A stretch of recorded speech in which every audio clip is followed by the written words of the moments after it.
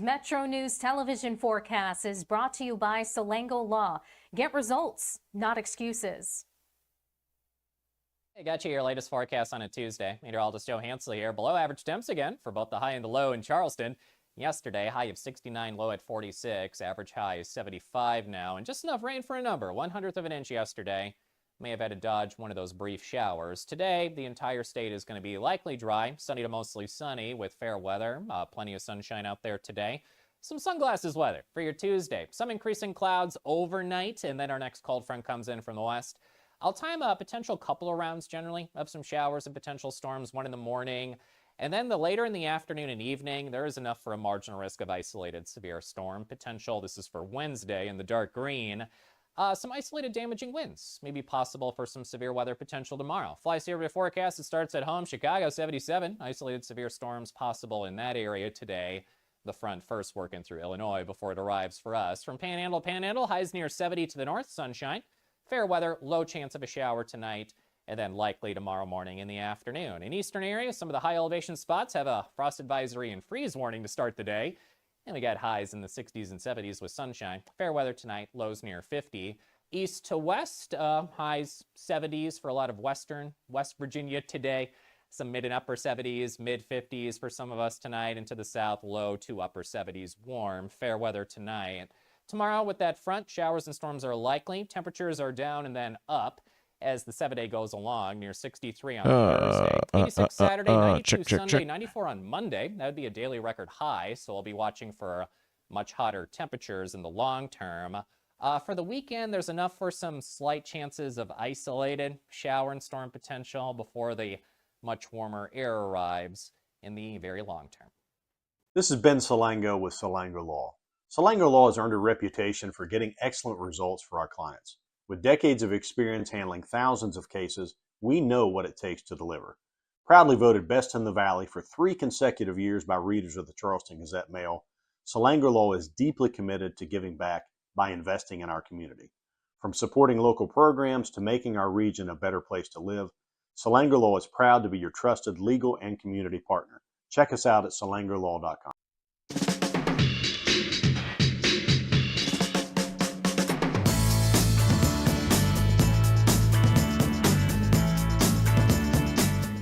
It's primary election day across the state of West Virginia. Coming up, we'll tell you what is happening, what to expect, and what you might not be watching.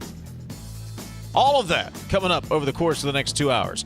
It's MetroNews Talkline, and we are underway. Do not attempt to change the station. You are surrounded. We interrupt this program to bring you an emergency news bulletin. Repeat, this is an emergency bulletin. Keep your radio turned on. From the studios of WVRC Media and the Metro News Radio and Television Network, the voice of West Virginia, comes the most powerful show in West Virginia. This is Metro News Talkline with Dave Wilson and TJ Meadows. Check set line up, Blaney. Activated Telos telephone. Switch network control from Charleston to Morgantown. Stand by. Q Dave and TJ. You're on. Metro News Talkline is presented by Encova Insurance, encircling you with coverage to protect what you care about most. Visit Encova.com to learn more. Welcome inside the Encova Insurance Studios. Dave Wilson of Morgantown. TJ Meadows is in Charleston. It is primary election day across the state of West Virginia. Congratulations on making it this far. 800-765-TALK is the phone number, 800-765-8255. Text the show at 304-TALK-304. We appreciate you joining us on one of our great radio affiliates across the state or on the Metro News Television app, Facebook Live, and YouTube. That's where you can watch the program. Ethan Collins is our audio producer today. He's also handling the phones. He is the very nice young man you will talk to if you call 800-765-TALK. Jake Link is back at the video controls this morning. He is managing the Metro News television video feed. Coming up, Jeff Jenkins will join us second hour. We'll get Jeff's take on the primary election today. Also, we thought this would be fun. We'll see how it goes. Fox News Radio's Ryan Schmelz will also weigh in and give us a little bit of a national perspective on today's primary election here in West Virginia. Say good morning to TJ Meadows from the Encova Insurance Studios in Charleston. TJ, good morning. Happy Election Day. Happy Election Day, sir, and I have hope. this morning. Okay. I have hope. Yesterday, I sat down with my son, who is a fourth grader. They have been studying the election in his class. And he asked me about some of the candidates, and he asked me, Dad, what do they believe? What are they for? And I ran him through, what's been out there. Good, bad, and different. He looked at me and he said, Dad, Candidate A seems to say a lot of stuff without saying anything at all. Candidate B seems like they have 1, 2, 3 they want to do. I think I'm for Candidate B. I leaned back. I said, job well done. And joining us at 10:33 this morning will be... Yeah, Connor Meadows. You know what? Sounds like he's got a pretty good grasp on what's happening in the primary election to me. All right, we'll get your takes at 304 Talk 304 800-765-8255. Proud Papa moment right there. He got it. He gets it. He gets it. He gets it. Let's get a take on what's happening across the state this morning. Polls opened up at 6:30 this morning. They'll remain open until 7:30 tonight. Let's check in with some county clerks across West Virginia. Let's start right here in Monongalia County. A county clerk who's so good at her job and her staff so good, they actually made my job covering local elections difficult. Carye Blaney joins us from Monongalia County. Carye, good morning. How are you? Well, I'm wonderful. How are you this morning? Doing well. How are things at the polls so far today? Running very well. We had no issues this morning. We got all of our locations up and running. Everybody was open at 6:30, and we've voted almost or a little over 1,700 people so far today. Hi, Carye. Morning. TJ Meadows here. First, let me say thanks to you and your staff for everything that you do. We appreciate you very much. Curious if you can tell me how many folks early voted in Mon County? 4,605. How's that compared to the past? A little bit more. I compared it to the 22 primary. We ended early voting with 182 more voters this election than we did 4 years ago. So it was on par, maybe just a little bit more. Talking to Monongalia County Clerk Carye Blaney. Carye, a couple of changes with this election. Photo ID required and Republicans closing their primary election. Were any voters surprised or unaware of those changes when they got to the polls that you know of? I don't think so. We did not experience any issues with either situation during early voting, and I've not had any issues been brought to my attention so far this morning. Of course, we have tried to make sure, as you all have in the media, that the voters were well informed about this election and about the new change to the voter ID law now requiring a photo, and of course the change in the no party affiliated voters being able to choose a Republican ballot. So I think because of that information being presented to the voters well ahead of the election, I think it's made it much more smooth for today. Give us a sense, a refresher, take us behind the curtain of how it will work. So the polls will close at 7:31. So what starts at that point? Will Mon County release everything at once? Will you do it in stages? How should we expect for results to come out tonight? Monongalia County has always released our result or unofficial results in stages. So at 7:30, we will release the absentee and the early voting numbers, and that will give the audience and the media some numbers to be talking about while we're waiting for our first election day precinct to come in. And then we'll release another updated results report once we have 10 to 15 precincts reporting, and so that you all will have more numbers, and then we'll release a final. So we usually give 3 releases before we get the total all precincts counted report. Monongalia County Clerk Carye Blaney. I know, Carye, you and your staff, you do a great job, and as I said, you did such a good job when I was covering the local side of things. It kind of made my job a little bit harder, actually. And I got hours to fill. You guys would be done at 9 o'clock at night or earlier. Well, we miss you all being here with us on election night. So you're welcome to come back anytime, Dave. All right. Anytime. Appreciate it. Carye Blaney, Montague County Clerk. Thanks, Carye. Appreciate it. Thank you all very much. Have a great day. You as well. Let's go to Putnam County. Putnam County Clerk Brian Wood. Hey, Brian, how are things down there this morning? Good morning, sir. They're doing great. They're going great. We had some early poll worker jitters, just wanting to make sure they're doing it correct and stuff like that. But we got through that wave of just early questions just to make sure they're doing it properly, and we're moving into the kind of the busy phase when everybody goes to breakfast and then they come out and vote. So we're seeing a little uptick here recently. Now this morning it was very, very slow, but that's good because that lets us get off the ground flying the way we should be. Give us some numbers. How many folks have voted today in Putnam County? How many folks early voted in Putnam County? So early voting wise, we had 2,561, and that is 126 above the 2022 election. I do not have today's numbers with me because I've not been in the office. I've been bouncing around from precinct to precinct to just check and see if they need anything and make sure everything's going smooth. Brian, any issues? Same question to you as I asked Carye. Any issues with voters who may have not known about the photo ID or unaffiliated voters not being able to participate in the Republican primary? Voter ID first. Most of them thank us as we're performing that duty, and they appreciate it. So they're all prepared. It seems you may have that one off here and there, but typically they're always prepared with that driver's license or whatever is needed. So no issues there.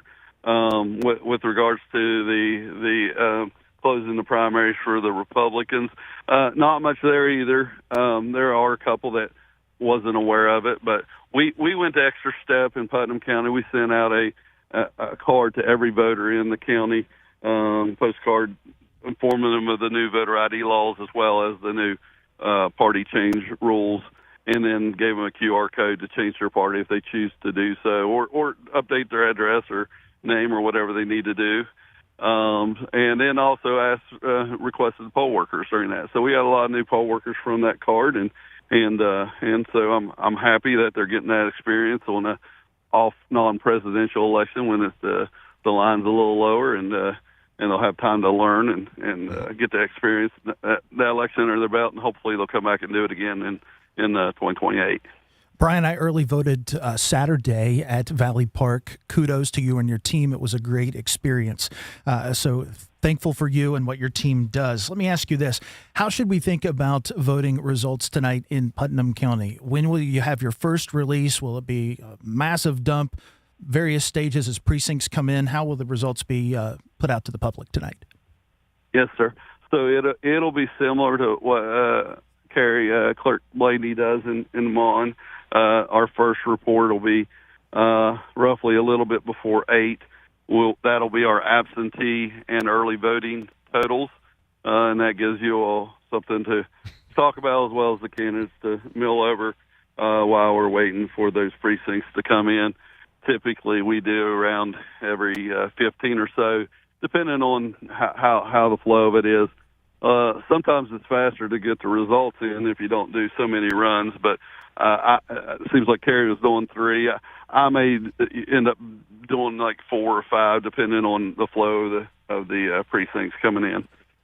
Putnam County Clerk Brian Wood joining us. Brian, thanks so much, and good luck. Hope everything goes smooth today. Thank you. I appreciate it. If you need anything else, just give me a call. Will do. Have a great day. We know where to find you. Let's go to across the mountains, Eastern Panhandle. Berkeley County Clerk Tony Petrucci joins us. Tony, good morning. How are things in Berkeley County today? Good morning. Glad you have me on. Everything's been going fairly well.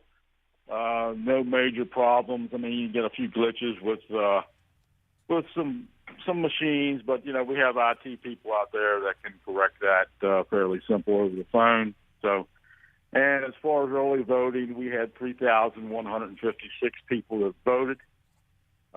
Today we've had 1,969 as we speak. So that's a total of 5,125 people that have voted so far. About 5% of our registered voters. Do you have any guess, Tony, what the turnout may be? Do you have any expectation? Are you thinking 20%, Well, 25%? I'm hoping 5% right now. I'm hoping, it's been disappointing, but I'm hoping if we make 10, we might be lucky. Really? Yeah. That's my opinion. Unless things pick up, between 6 and 7:30, usually when people get off work. It's just been very, very, very slow midterm for some reason or another, and I don't know why, because we've had substantial issues on the ballot. School board people running, a bond for the school board, a commissioner race, delegates, that type of thing. So, we've got the word out there to them. We haven't had any problem with the Republican deal. That you've asked the other county clerks. Most of them know that they can only vote Republican if you're Republican. You're Democrat, you can't, and Independent same way. So far, so good on that. But the turnout, early voting was just very disappointing. I mean, compared to 2022, the numbers escaped me, but it was a lot higher. I know for a fact because I ran in 2022. Tony Petrucci, Berkeley County Clerk. Tony, we appreciate the update. Hope it's an uneventful day for you over in Berkeley County today. We appreciate you. Yes, sir. Absolutely. All right, there we go. Check in with the county clerks across the state. Again, polls are open until 7:30 tonight.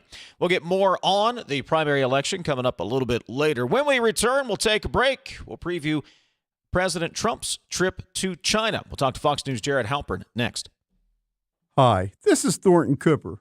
I'm a native and resident of West Virginia, a proud Democrat, and a candidate for the United States Senate. My priorities are 1, to raise the basic federal minimum wage to $15 per hour, 2, to expand health care to Medicare for all, and 3, to end Trump's war on Iran. To learn more, visit ThorntonCooper.com, and please vote for Cooper for Senate. I approve this message. Paid for by Cooper for Senate. Are you ready to reach the finish line of retirement? At the Stike team at Wealth Enhancement Group, we provide comprehensive guidance for retirement planning in West Virginia. With years of experience, we'll draft a plan tailored for your unique goals. Whether you're just starting or nearing retirement, we make the process as simple as possible, easy, and stress-free. Visit wealthenhancement.com/Stike to set up a complimentary consultation and get started on your plan today. Let's work toward your dream retirement together. We are there for you, to care for you at the health plan. We are here for you. For over 4 decades, we've been rooted deep inside West Virginia. Through thick and thin, supporting local families and businesses. Proudly serving your neighborhood since 1979.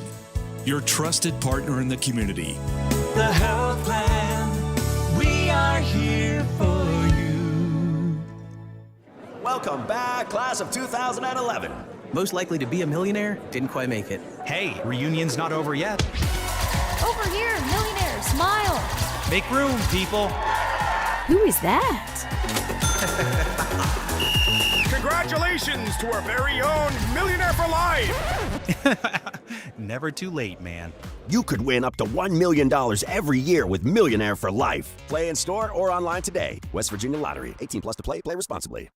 Tens of thousands of hardworking West Virginians earn their living in our state's growing natural gas industry, including thousands for Antero Resources, West Virginia's top natural gas producer. Antero's investments are boosting our local workforce and small businesses. We're proud to give back and invest locally to support West Virginia workers producing West Virginia energy. But the Mountain State's best days are ahead, and Antero Resources is just getting started. Visit AnteroResources.com to learn more. You're listening to Talkline on Metro News, the voice of West Virginia.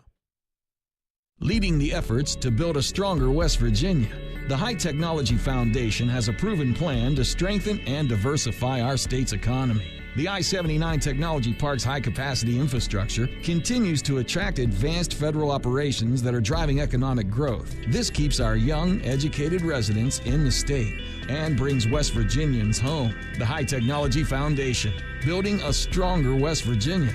Learn more today at WVHTF.org. Sunshine, open roads, and a new Toyota from Dan Cava Toyota World. Lease an all-new Camry for as low as $398 a month. All new Tundras now up to $8,000 off. All new Tacomas now up to $4,500 off, or lease as low as $399 a month. $7,500 off the new BZ or 0% financing for 72 months. We've got a Toyota for you at Dan Cava Toyota World in Fairmont. Shop the world. 5, 3. For your daily fix of sports in West Virginia, there's only one stop. I would imagine a group of you got together and watched the Mountaineers last night. What were your thoughts on that performance? It was funny, we were sitting with a guy last night, and he said, all right, I'm going to go put $1,000 on it. Well, down the stretch of that ball game, he's looking at us like, are you kidding me? And sure enough, the Mountaineers came back. I saw him today. He said, yep, I'm putting another $1,000 on them tomorrow. Sportsline on MetroNews Television. You own a boat because you love spending time on the water. Choose the outboard that allows you to make the most of it. Honda Marine's legendary reliability, ease of maintenance, and powerful performance keep you going strong. And they're all backed by the peace of mind protection of the industry's best limited warranty. Visit your Honda Marine dealer today and find out why it's more than an engine. It's your time on the water.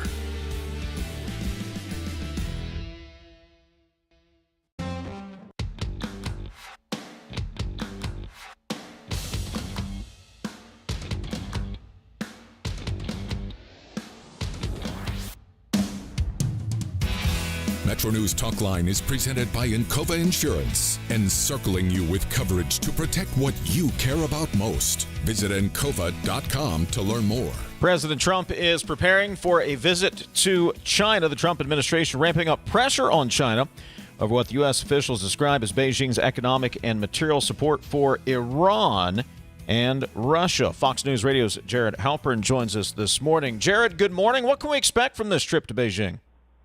Well, there's a lot on the agenda. Certainly, Iran is going to be a big part of what is discussed between President Trump and President Xi. The Chinese certainly want this conflict to end. They buy a lot of oil from Iran. They are big trading partners with Iran and rely on an open Strait of Hormuz for a lot of its imports. So there certainly could be conversations about how China can put pressure on Iran to maybe move closer to the U.S. in these negotiations. But I think from President Trump's perspective, he also wants to walk away with a better trading relationship. You were seeing that in the guests that are accompanying the president, major tech CEOs like Elon Musk and Tim Cook from Apple. The Boeing CEO is going. So look for announcements potentially on China purchasing these big ticket items from U.S.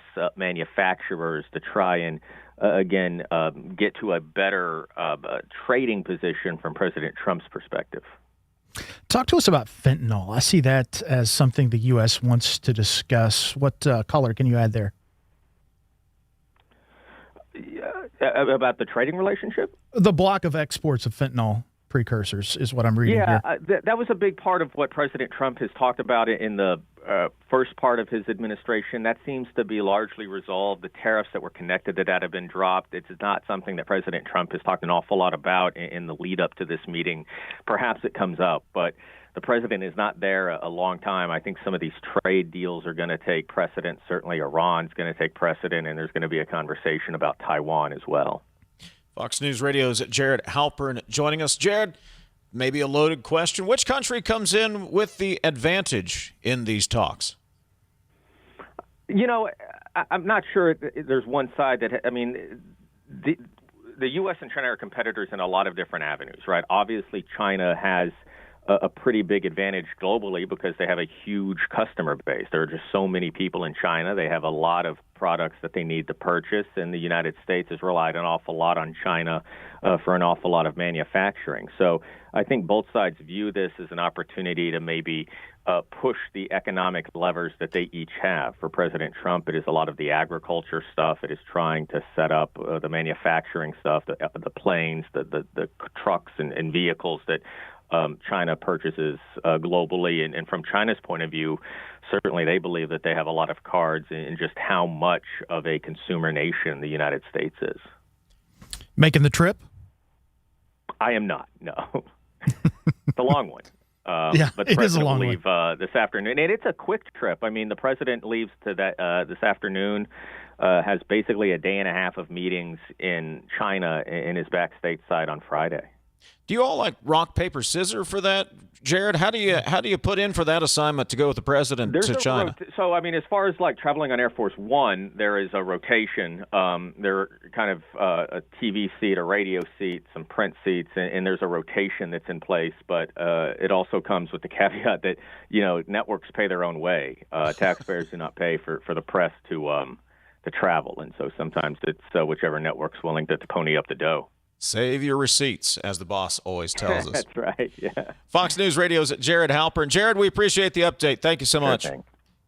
Coming up, we'll get to your text, 304-TALK-304. Mark Blankenship is going to join us, CEO of MBE Research, West Virginia-based research firm. We will get back to the discussion and the big storyline swirling around this primary election, which has been the huge number of dollars flowing in. And TJ, about 20 seconds, you updated the tracking last night. We're right at close to $5 million now?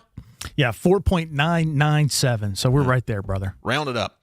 $5 million coming in on legislative races.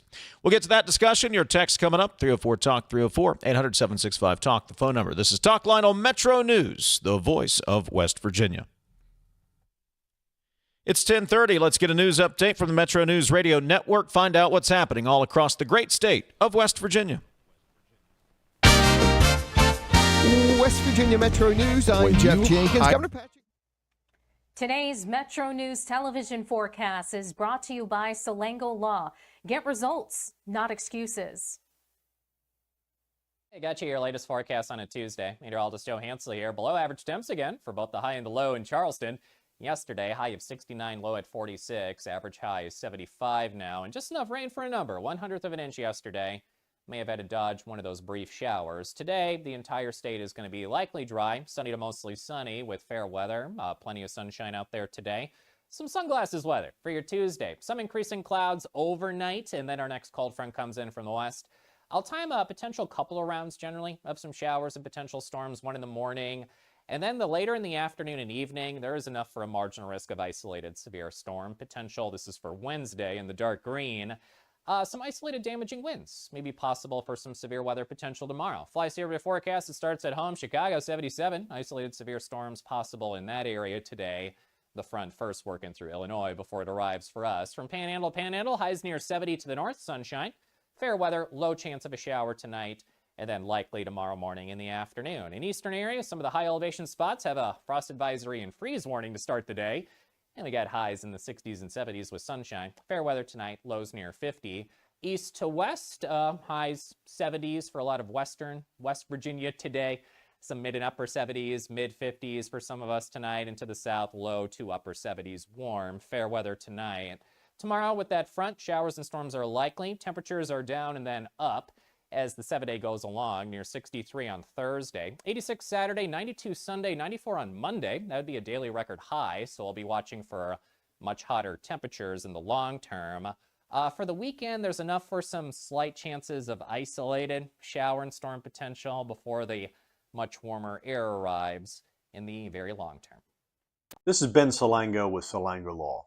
Salango Law has earned a reputation for getting excellent results for our clients. With decades of experience handling thousands of cases, we know what it takes to deliver. Proudly voted best in the Valley for 3 consecutive years by readers of the Charleston Gazette-Mail, Salango Law is deeply committed to giving back by investing in our community. From supporting local programs to making our region a better place to live, Salango Law is proud to be your trusted legal and community partner. Check us out at salangolaw.com. When you hired me, you were 29. You seemed like you were 50 when you were 29. You were running that thing like a 50-year-old man. All right, we got to go get some tape. Come on, get out of there. I think I've sort of always been 50, and I think I'm 50 now. Yeah, me too. That's a great point. Join Tony Caridi, Brad Howe, and Hoppy Kercheval for 3 Guys Before the Game. Metro News Television. Available on mobile, Roku, Fire TV, smart TVs, and online at wvmetronewstv.com.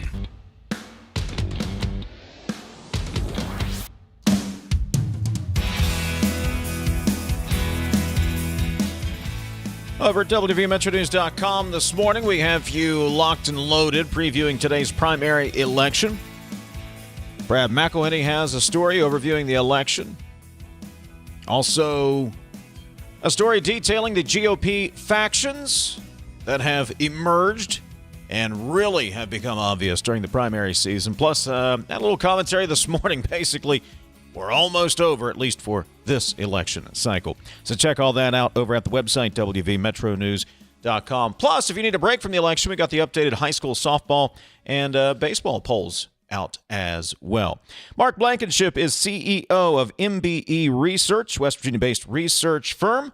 He's also an astute political observer. He joins us from the Cove Insurance Studios in Charleston this morning. Mark, good morning. Thanks for coming by. How are you? Thanks for having me. I'm doing well. Appreciate you coming by. What's your thoughts watching all of this unfold over the last 4-6 weeks or so leading up to the primary election today? Man, I guess my thoughts are I probably should have chose a different profession 20 or 25 years ago. But I say that every election day. So, there's a lot going on. This is unique. I don't discount that. I think that turnout, pollsters sometimes get accused of using this as a cop-out, but it's still true. The turnout modeling will, pollsters try to predict what turnout will look like, whether it's large, small, or somewhere in between. And a lot of us do a pretty good job of it, some of them better than others. But I think in most of these races, there was a huge undecided, and I'm talking from the Supreme, everything but Senator Capito's race, there was a huge amount of undecided voters 10 days ago, 12 days ago. Track that with what we saw in early voting, right? So early voting started really, really slow, and it was low until it wasn't. And so what does that tell me? There was a lot of decisions being made, voter decisions being made towards the very end of this election. What do you think the catalyst was that made those decisions? I mean, what popped all of a sudden? I don't think anything popped all of a sudden other than they were digesting information and making decisions later than I think some people would have liked. Look, I was talking to a really smart guy this morning, far smarter than me, and he said, I think in some of these races, momentum matters when there's a huge number of undecided voters. And so then when you start looking, race by race by race, try to ask yourself who had the late momentum. Because if you believe the guy I talked to, those were the ones that will probably do well today. I don't know. I just know that if we're piecing data together, so you got races that we know have a lot of undecided votes in them, and then you look at the data from early vote and saw where it picked up at the end, there were a lot of late decisions being made. We say late, but, we shouldn't maybe call them all that late because a lot of voters decide on Election Day. Talked to the Berkeley County clerk. He said he would be lucky if we got to 10% today, voter turnout. Is that? Do you think that was total? That's total. If we got to 10%, I think he was talking about Berkeley County there. 10% Berkeley County. Right? Total of Berkeley County. Early voting and I don't. That was my question. Is that going to be indicative of what you see across the state? I think that you're probably going to look at let's just look at one of the primaries right now, Republican, because that's the one I know best. I think you're probably looking at 120,000 votes, something like that. And I think that's probably going to be, what is that, 23 to 25% turnout. So pretty low, but also consistent with previous midterm elections like this, or off-year elections like this, like 2022, and you could even go back to 2014. The difference being that I think in 2014 there was probably 25,000 more people that voted in the Republican primary, something like that. I don't hold me to that number, but those would include independents who chose to vote in the Republican primary. So everything sort of tracks with, I don't think it's going to be historically low, but it's certainly not going to be historically high. Talking to Mark Blankenship, he is CEO of MBE Research, West Virginia-based research firm. And I'm curious, Mark, if anybody, such as yourself, will track after this election. Like you said, a lot of voters make their decision late. All of the money that has come in, all of the campaign material that was put out there, a lot of it negative, a lot of it attacking incumbents. I wonder if it was effective in pushing the challengers in some of these races, or if it backfired and there was a backlash to all of that negativity with voters going, you know what, I'm going to vote for this guy because you are going after that guy. Is there anything to back up that sort of thinking? I guess we're about to find out. Races are local. And so a race and the different variables that are in play in a Kanawha County Senate race are different than a Greenbrier County Senate race or a Wood County Senate race or House of Delegates race, whatever local race you want to talk about. So, do I think that there's a whole lot of people paying attention to what's going on sort of behind the scenes? I don't. Post-election, will they? Probably. And so I think there's going to be, look, at this point in my life, I'm an old school Republican. I'm kind of a Ronald Reagan Republican. Mm-hmm. And I think that the Republican Party is going to have to work really hard after this election to get back to that Reagan mentality of the 11th commandment, don't speak ill of another Republican, because I don't care who wins. There's going to be a lot of hard feelings out there. I'll do you one better. It's not going to happen. It's not going to happen. Not until 2028. Yeah. Look, dude, this is the first battle in the war. Right. Well, but look, I do think that our Republican Party still has some strong leaders out there. Yeah. Even, let's get away from the branded Republicans that we know that have leadership ability. But even down the ballot, I think there are ladies and gentlemen who have real leadership ability. And what we're seeing right now is part of the sort of growth of the Republican Party. We've just been in a majority in most of these counties and districts and legislature since, 2014, 2016? So a decade. And within that decade, we've had some growing pains, and we're trying to figure some things out. And I hope we do, because we're not – look, at the end of the day, Republicans make up 44% of or 45% of the electorate. Democrats still make up 33, 34, 35%, and independents make up the balance. And translation, you need independents. Translation is that when Cecil Underwood ran for governor in 1996, he needed 120,000 Democrats to cross over and vote for him. Joe Manchin, when he ran for governor or, U.S. Senate, he needed about 20 to 25% of Republicans to cross over and vote for him. So I think that it is a grave mistake for Republicans to think we are in a permanent majority in West Virginia, because right now the majority of registrants in the state are with another party or non-party, right? So if you take the 33% of those of we West Virginians who are Democrats and you add the independents to them, that's going to be, 55%, 60%, something like that.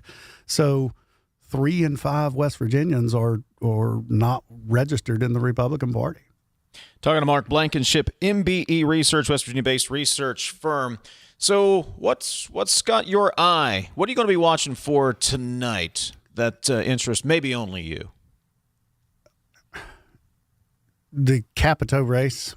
Only because, man, she was the tip of the spear for this Republican movement in West Virginia. I mean, you think about it. When she ran against Jim Humphreys in 2000, it was a brutal, brutal election. And most people in the state and most people in that district at the time were Democrats. Mm-hmm. And she stuck her face in the fan and went after it. She won. George Bush won the state of West Virginia. And that was kind of the beginning of it, right? And so there's part of me, and I'm not speaking for Senator Cabot. Don't assume that I am, but is this her last election? And if it is, it's just sort of history. I've lived 25 years watching that piece of history go by, and I think she's been a good senator. Hell, I think she's out there today working to increase Republican turnout. Been very vocal. Very vocal about getting the Republicans out to vote, because I think that she knows that that's good for the party. One interesting point about that. I've had arguments over the last, not arguments. I've had discussions over the last 2 or 3 weeks about who is the leader of the Republican Party. It's clearly, to me, Shelley Moore Capito. It surprises me that other people would think otherwise. Well, she is the matriarch. To your point, she started it. It's her, period. Well, the thing is you can go back in history. Who was the leader of, we've had instance, and I think you could argue this a number of different ways, but let's look at the Democrats. Was Robert Byrd the leader of the Democrat Party when Gaston Caperton was governor, or Jay Rockefeller was the other U.S. senator? I think you would have some Democrats who say, no, it was Gaston Caperton, it was Jay Rockefeller. But I think if you ask the real Birdie folks, they would be like, oh, it was Robert Byrd. So I don't know, but I think we're going to need a lot of leaders I don't like to use words like this in politics, but to heal the wounds that are going to be wide open starting tomorrow. Mark, what does a Patrick Morrissey victory look like today? He's been out. He pushed this slate of candidates. He's endorsed House races. He's endorsed Senate races. For him to claim that his push was successful, how many seats does he, or is it key seats that his candidates need to win?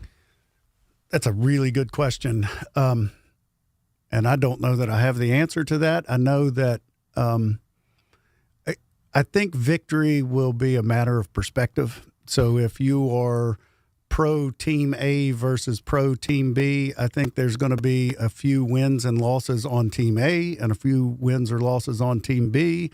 And Team B will hold up their wins, and Team A will hold up theirs. Team B will hold up the losses of Team A, and Team A will hold up the losses of Team B. Everybody declares victory. Right. I think that's what you're looking at. But I go back to how we kind of kicked off the show. I think that the real victory is going to be at the end of the summer. Who can unite and heal some of this damage that's out there? Dave, can I answer your question? Give you my 2 cents?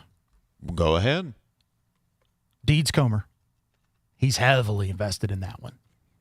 Needs that for a win. And I think the Tacuba race needs that for a win.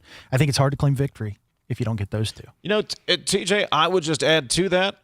I would add in Vernon Chris's House District and Scott Heckert's House District. And I think, quite honestly, my personal feeling there, those are personal. Those are very personal. If you can't if the political action committees poured all that money in and you don't win those 4 races, what kind of political pull do you actually have then?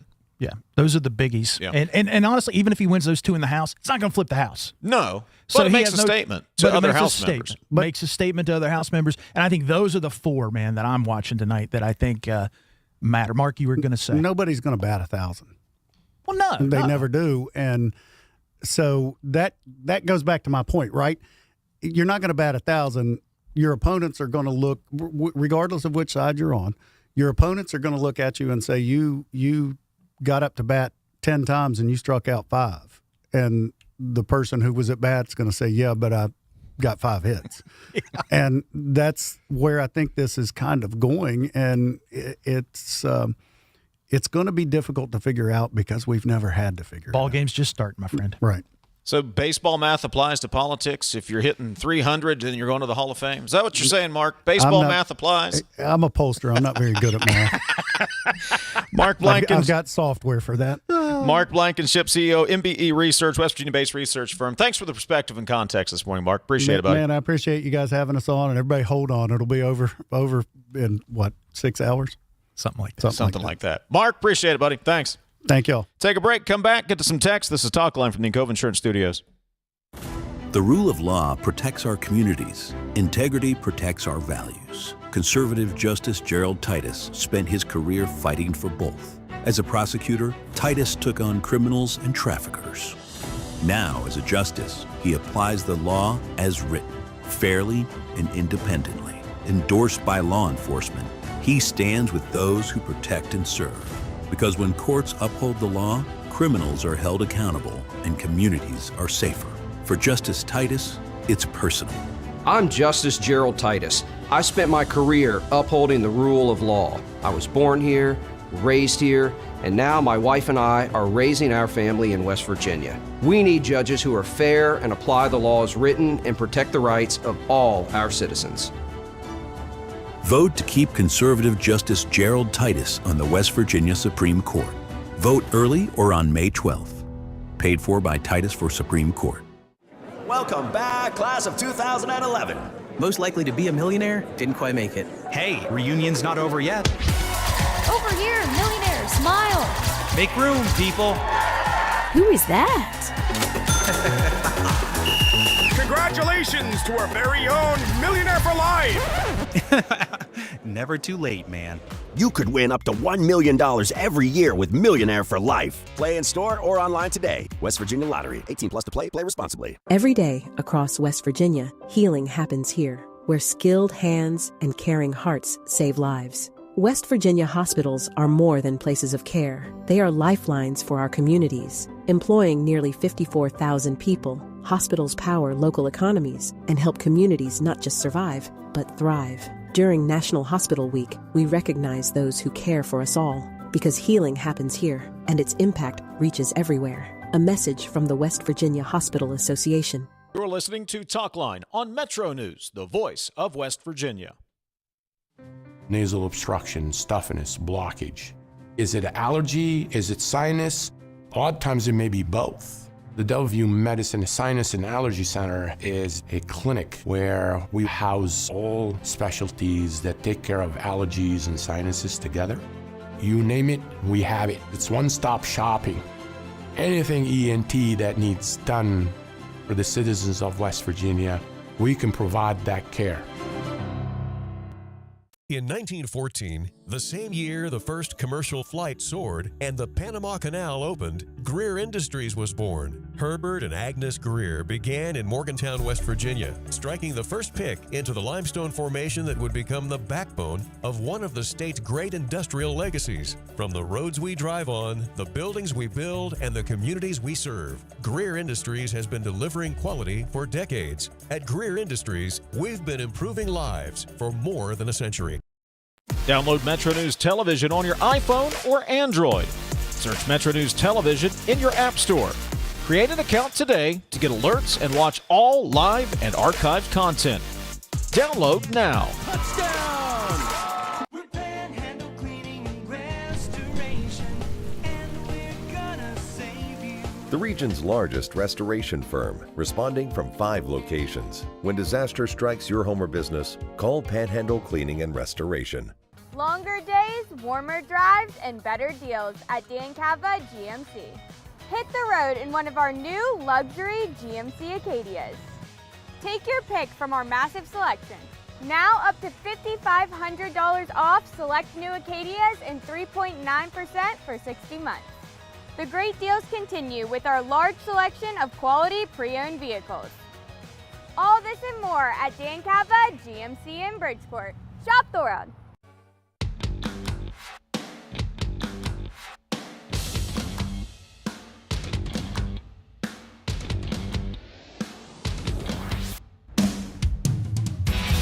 Metro News Talkline is presented by Encova Insurance, encircling you with coverage to protect what you care about most. Visit Encova.com to learn more.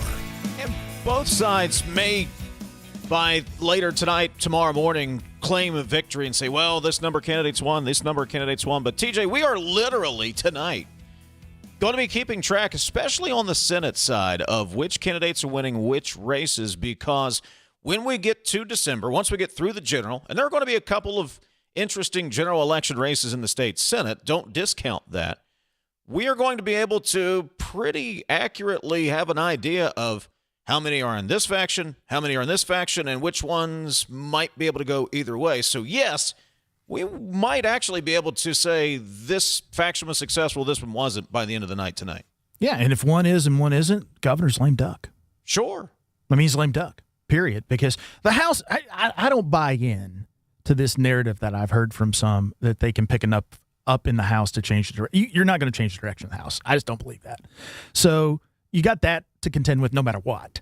And then the Senate's like roughly split now. 7-7 is how I would handicap it. And to your point, at the end of the night, you're going to know who the next Senate president is going to be, and hence you're going to know whether or not the governor becomes a lame duck for the next 2 years. We'll find out together tonight, 7:06 to midnight across the Metro News Radio Network. You can watch us all night long, which could be very interesting to watch us over the course of 5 hours tonight on the Metro News TV app, YouTube Live, and Facebook Live as well. I was told I could not wear shirts from Fun Golf Shirt Friday, so I was very disappointed with that, but I will come prepared tonight, be professional. And blame the TV guys for that. All right, got to take our final break of the hour. Tell you what's coming up. Hour number 2. This is Talkline from the Cove Insurance Studios. Some relationships just work better with trust, reliability, and great communication. That's why more West Virginians are choosing CityNet Gig Fiber. Fast, symmetrical speeds, no contracts, no data caps, and local teams monitoring the network around the clock. Plus, for a limited time, new residential customers can get 50% off any internet plan for a full year, with plans starting as low as $25 a month. Check availability at your address. Visit citynet.net today. CityNet connects, protects, and perfects.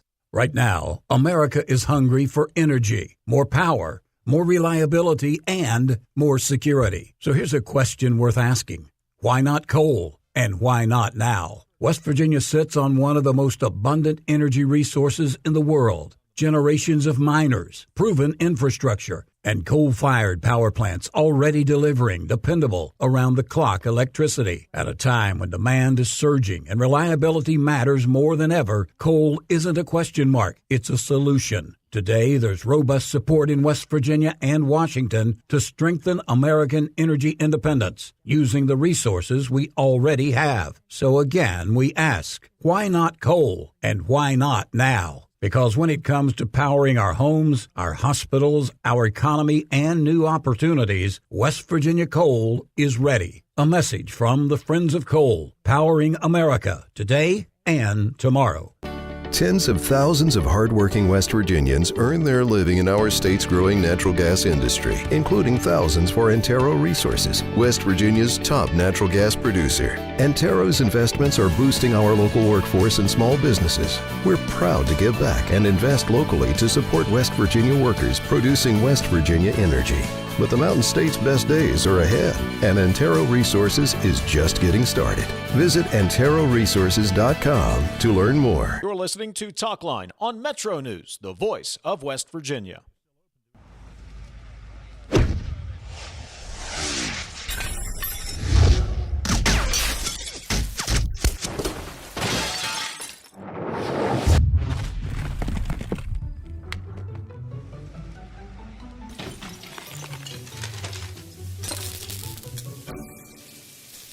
I'm Sean Kovich, Mountaineer Golf Coach. When disaster strikes your home, business, or golf game, call the restoration company the Mountaineers call. Panhandle Cleaning and Restoration. Leading the efforts to build a stronger West Virginia, the High Technology Foundation has a proven plan to strengthen and diversify our state's economy.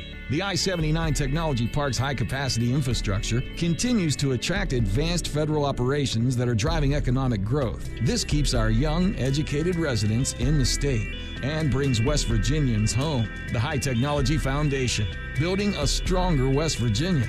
Learn more today at WVHTF.org. Nasal obstruction, stuffiness, blockage. Is it allergy? Is it sinus? A lot of times it may be both.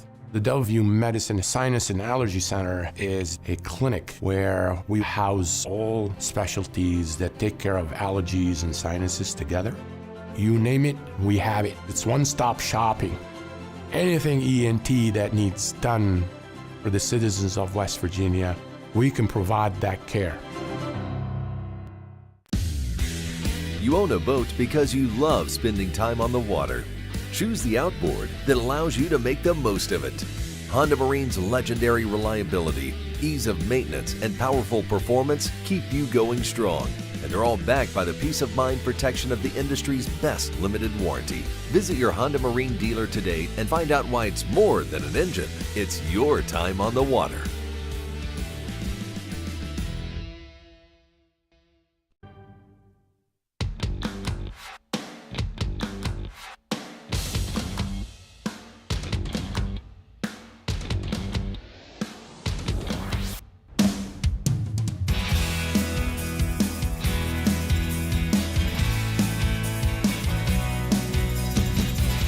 Need a little more money? Grab this $5 scratch-off that lives up to its name. You could win up to $10,000, and with a 3 times multiplier, your prize could triple in a flash. It's fast, fun, and full of possibilities. Money. Get yours at a West Virginia lottery retailer today. 18 plus to play. Please play responsibly. Coming up, hour number 2.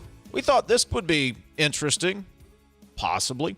Ryan Schmelz, Fox News Radio, is going to join us. We'll see what he is watching. Yes, he's watching the West Virginia primary.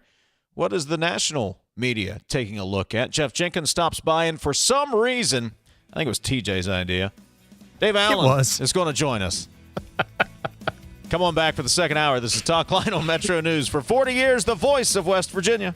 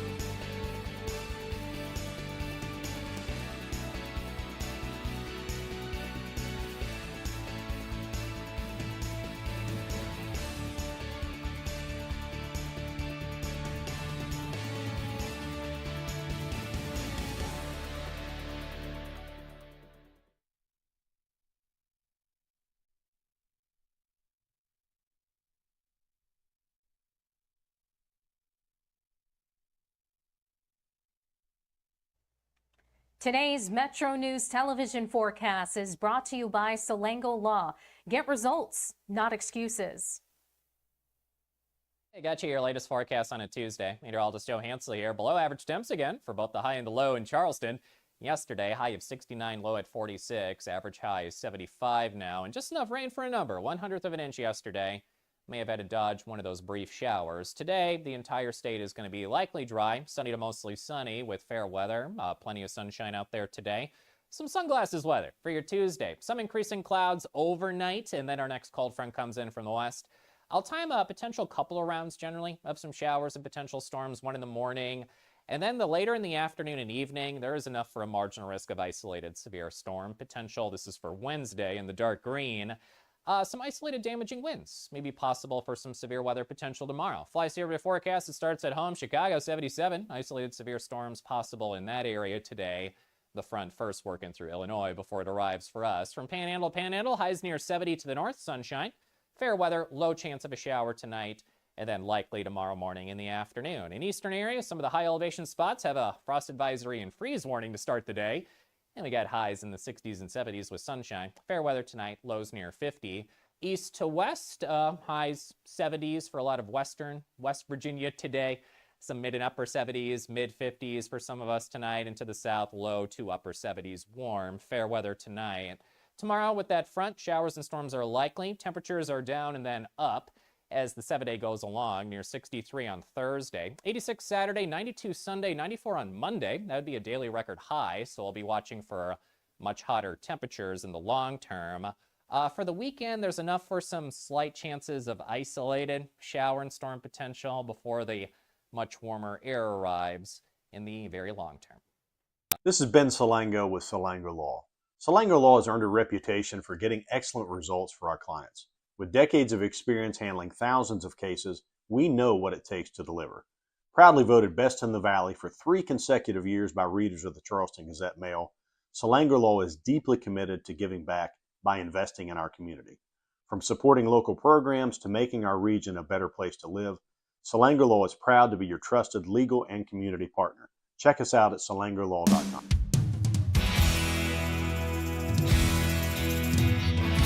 MetroNews Talkline is presented by Encova Insurance, encircling you with coverage to protect what you care about most. Visit Encova.com to learn more. Second hour of MetroNews Talkline. Hope you're having a great start to your Tuesday. It is primary election day across the state of West Virginia. We will have wall-to-wall election coverage tonight on the Metro News Radio Network and the Metro News TV app, 7:06 to midnight.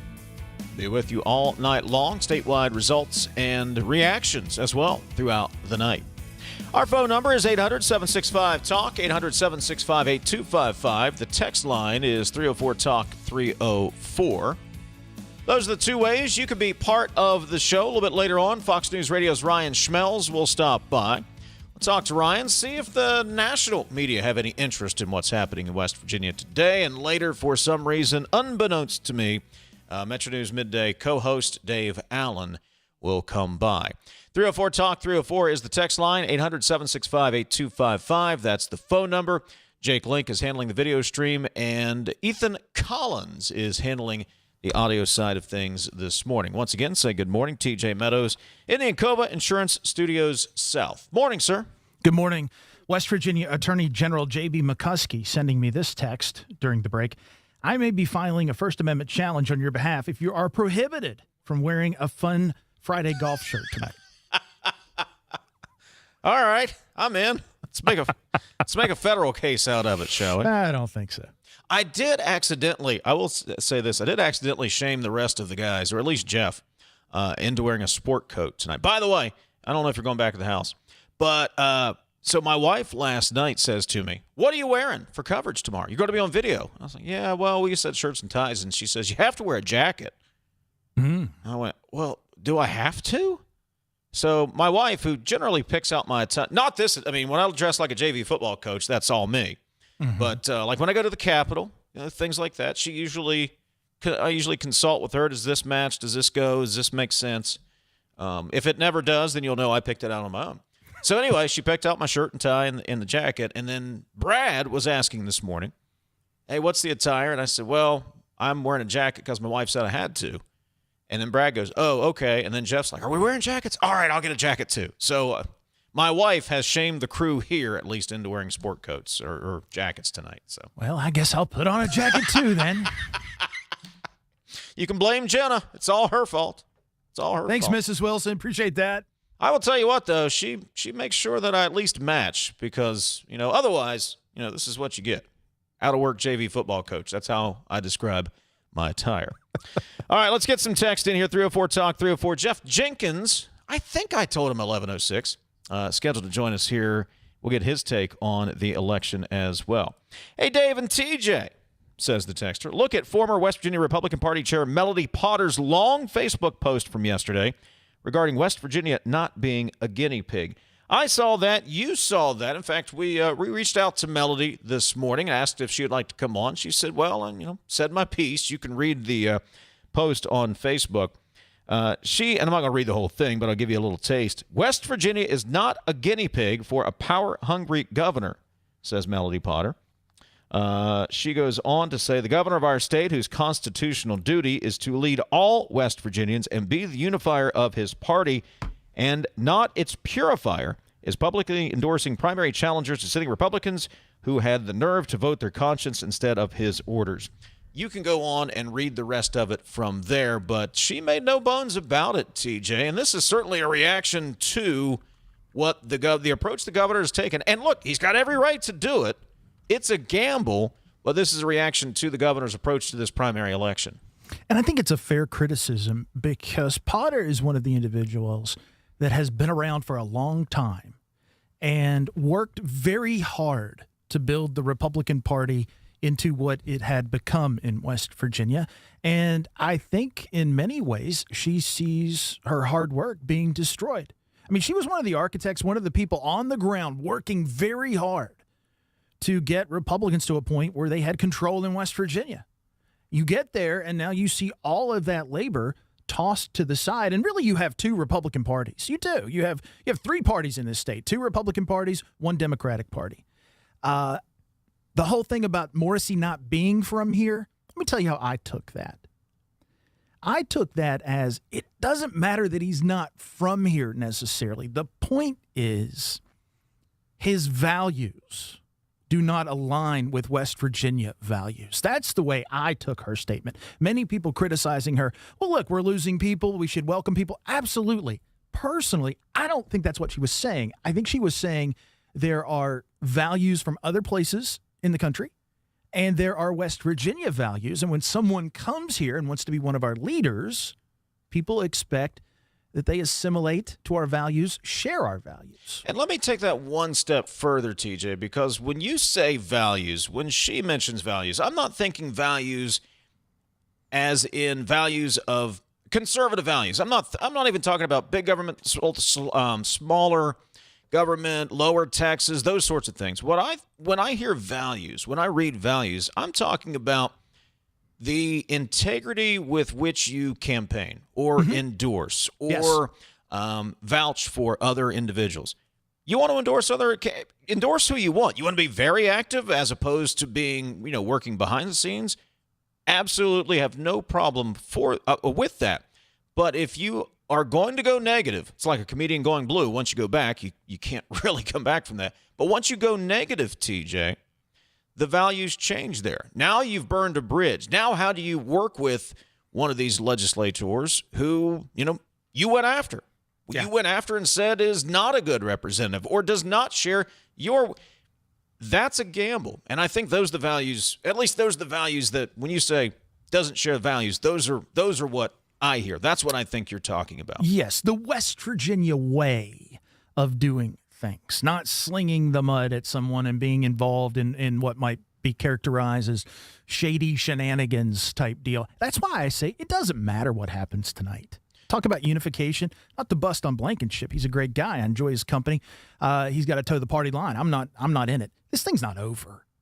It has no chance of being over until 2028, and even then, maybe not. And, we're a small state. We're unique in a lot of ways. And I know Jeff's sitting there. We'll get to Jeff in just a second, TJ. We're unique in a lot of ways. And when it comes to these state legislative races, this isn't D.C. No. where you may or may not have contact with these actual legislators. This isn't Texas. It's not one of these big states where you may never see the guy who represents your district. The chances are the man or woman who represents your House district, maybe your Senate district if it's smaller, that you've gone to church with them. You see them in the grocery store. Maybe they're your physician. Maybe they work on your car, whatever the case may be. Chances are you've probably had contact with them. We always say in West Virginia, whenever we go somewhere and somebody says, oh, I know so-and-so from West Virginia, you probably don't know them. Try me. Chances are I might be related to them. It's funny you say that. I'm sitting here thinking now, church on Sunday morning, there are people on both sides of these races that are in the congregation. I mean, that's tough. That's very tough. All right, let's bring Jeff Jenkins into the conversation after we got on a little soapbox there. Morning, Jeff. How you doing, buddy?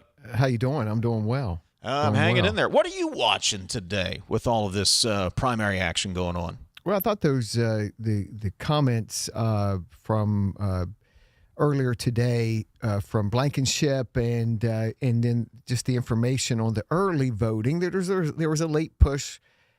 It looks like that voter turnout will be low, but there is some late decisions being made. And, the state Supreme Court race, that's an important race. Mm-hmm. You got 2 seats there opened up because of, Justice Tim Armstead's death last year, Beth Walker's retirement, and then the appointments by the governor in both of those races. And so we'll see that's to me, that's one of the interesting things tonight to see that judicial race. You've got Tom Ewing, who was a circuit judge in Fayette County, pretty like guy. I mean, I think just personally, if you're meeting people like him, and then you've got Bill Flanagan, who's been a delegate in a couple of places in Ohio County, in Monongalia County. And I was talking to someone last night who, in doing some prep, who said that Flanagan's just done a pretty good job of campaigning, just in not an overbearing type way. And they thought he's done a pretty good job in that. Ewing, I know, has been around too. And so that'll be interesting to know. I think a lot of people will look at that and say, I don't know either one of those guys. I mean, there might be a lot of that too, and so we'll see what happens there. And then Gerald Titus, appointed by the governor, and then he gets 4 people running against him, including, you guys have had all these guys on the show, as Brad talked about yesterday, Judge Kirkpatrick, longtime judge, but also Judge Kirby, both of those guys from Raleigh County. Kind of wonder how that plays out, what impact that will have. And then Laura Faircloth from the Eastern Panhandle. We know the Eastern Panhandle votes Eastern Panhandle. Mm-hmm. So she's going to get, she might get 80% of the vote there. And you had the clerk on earlier today. Didn't sound like voter turnout was very good, but she's going to dominate the votes over there. Is that enough in a primary that doesn't have a lot of votes, enough to put her over the top in that judicial race? So those will be interesting to watch. To your point, most people do not know who these candidates are because most people don't work in the court system. Yeah. I think there's a lot, just anecdotally from what I hear, people saying, well, my brother-in-law is an attorney, or I know so-and-so who is a clerk, and I know so-and-so that's a judge. I'll say, hey, what do you think about? There's a lot of that going on. Yeah. I think especially for this race, because people, and they can't say much. I mean, when you have them on, they can't say much, and it just makes it so tough, Dave, to distinguish between these people. I think you're exactly right. And Jeff, when it comes to these judicial races, and I don't know that we'll be able to quantify it tonight, but I've heard rumblings. I know you two have probably talked to the same people I've talked to, for that matter. How will the judges who were appointed by Governor Morrisey, how will that impact them? And I've heard some people say that could actually negatively impact, such as Justice Titus. He was appointed by Governor Morrisey. That could actually negatively impact their campaign because of everything else we've seen going on over the last, especially 2-3 weeks. You're asking a voter there to put that together, not only to get to know the candidate, but also to know he was appointed by Morrisey. You know what I mean? That takes a little bit. That takes a little bit of education to understand that, unless they've been told that. Unless somebody's brought that out. But also the PACs have spent not these. And you guys have well documented the amount of money in these Senate races has been spent. But there's been there's been thousands of dollars spent in several House races. Going against some of the incumbents, and these are Morrissey-related PACs that have spent money in a race. Gary Howe, longtime delegate from over in Mineral County, he's facing a challenge there from a county commissioner, and that could be a really good race that we watch tonight in some of these House races. So there's a handful of House races. I won't go through them all now, but there are a handful of Republican primaries in the House. And I heard you, TJ, earlier, but the folks that are in the Morrissey camp, the Americans for Prosperity, we're trying to pick some of these off, and try to change a little bit of the temper there in the House. We'll see what happens. But there has been money spent. Oh yes, in some of those single delegate district races, and we'll see what impact that has tonight. And another thing I'm watching, guys, is this Senate thing, is it going to be a wash? We've discussed it. Or will there be a decided winner? And it could just be a wash. It could be back at the same place. You're just shuffling the chairs a little bit. So we'll see how it goes. Let me throw this. I haven't brought this up yet. This seems like a good time to throw out a wild idea. What if we don't know, because there's actually, I think, at least 2, maybe there will be 3 very interesting, very tight general election races in the state Senate that could sway that balance a little bit. If a Democrat were to get elected, say, I'll just tell you, I think the 1st district where Fluharty's running will be a very tight race. 13th could be a very tight race. We may think we know what we know tonight, Jeff, but we may not know until November. Plus, can you really predict what a lawmaker might do if, in some negotiations about who might be the Senate president? It could be a chairmanship here. There could be, there's all kinds of things that happen, all kinds of type of horse trading that can happen. So, I know we say, but really you got to see.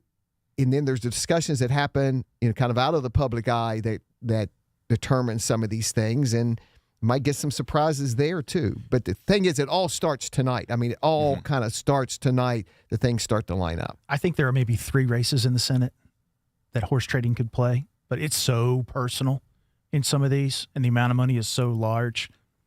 I don't think many of these swing one way or the other. I think some of them are clear. But to your point, in the 1st that will be contested, in the 13th that will be contested, right? It narrows that out and pushes it further to the general election. Something I'll point to both of you on, I've been blown away by, haven't talked about it yet. The amount of money from a PAC spent on Republican executive committee races. Yeah. We're spending tens of thousands of dollars on Republican executive committee races. Why are we doing that? We're doing that because there's still this element out there of whether or not you reopen the primary to independent voters. And some people that are on the ballot feel very strongly about that. Some people go the other way. Certain camps want to protect that. I don't think it's any secret. That favors the Morrissey faction. They like that. Kara Keys. We're spending tens of thousands of dollars against Kara Keys, and she's on the ballot for executive committee. Come on. And we will not have that race as part of our coverage tonight. No, but I'm just saying. Yeah, I know. Isn't it? Have you ever seen that? No, You've been in I politics haven't. a long time. I've No, never seen I haven't somebody seen that. spend that kind of money. Jeff Jenkins, as Jake, our video producer, just told me a few minutes ago, just 13 hours to go, buddy. Just 13 hours to go. Got to run home and get my sport jacket. I know. Hey, Mrs. Wilson going to make sure we all look good tonight. Okay. That's okay. I like wearing a sport jacket. There's no problem. I told you. I said we'll start with jackets. We'll see if we finish the night with the jackets on, like a old school basketball coach. Back in the day, we used to. I didn't do this, but back in the day, some we worked with before the cameras got going, we ended in T-shirts. That won't happen. But we'll see. Back in the day, there were just T-shirts on at the end. Jeff Jenkins will be part of our election night coverage tonight, 7:06 across the Metro News Radio Network and on the Metro News TV app. Jeff, we'll see you up here in a little bit, buddy. See ya. Take a break. Back in a moment. Talkline from the Encova Insurance Studios. The rule of law protects our communities. Integrity protects our values. Conservative Justice Gerald Titus spent his career fighting for both. As a prosecutor, Titus took on criminals and traffickers. Now, as a justice, he applies the law as written, fairly and independently. Endorsed by law enforcement, he stands with those who protect and serve. Because when courts uphold the law, criminals are held accountable and communities are safer. For Justice Titus, it's personal. I'm Justice Gerald Titus. I spent my career upholding the rule of law. I was born here, raised here, and now my wife and I are raising our family in West Virginia. We need judges who are fair and apply the law as written and protect the rights of all our citizens.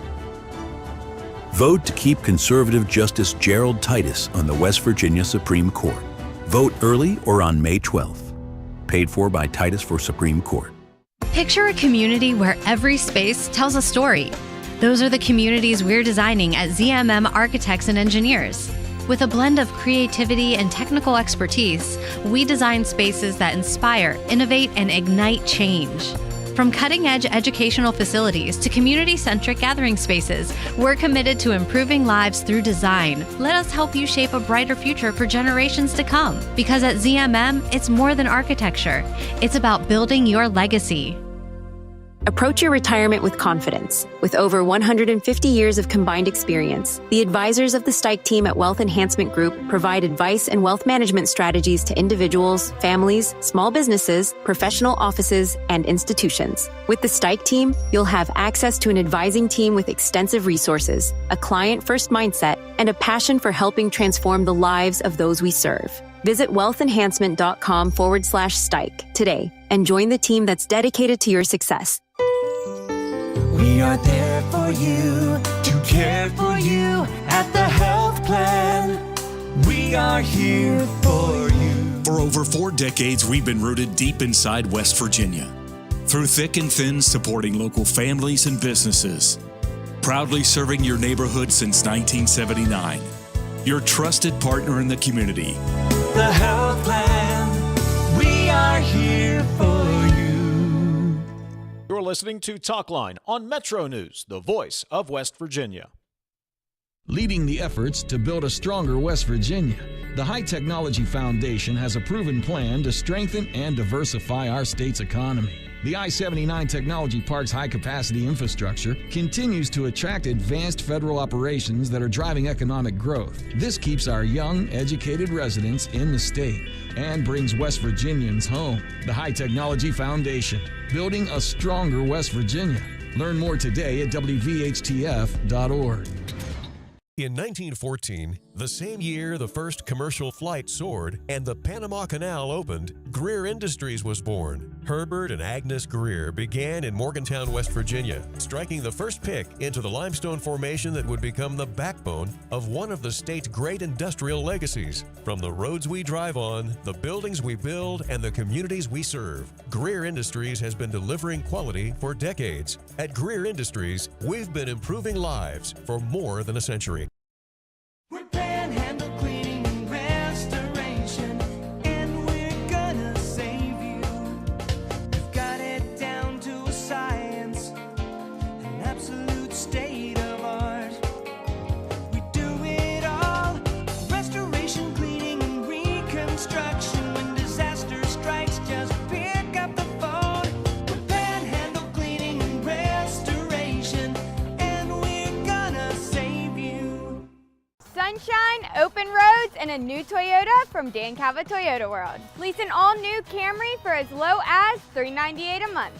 All new Tundras now up to $8,000 off. All new Tacomas now up to $4,500 off or lease as low as $399 a month. $7,500 off the new BZ or 0% financing for 72 months. We've got a Toyota for you at Dan Cava Toyota World in Fairmont. Shop the world.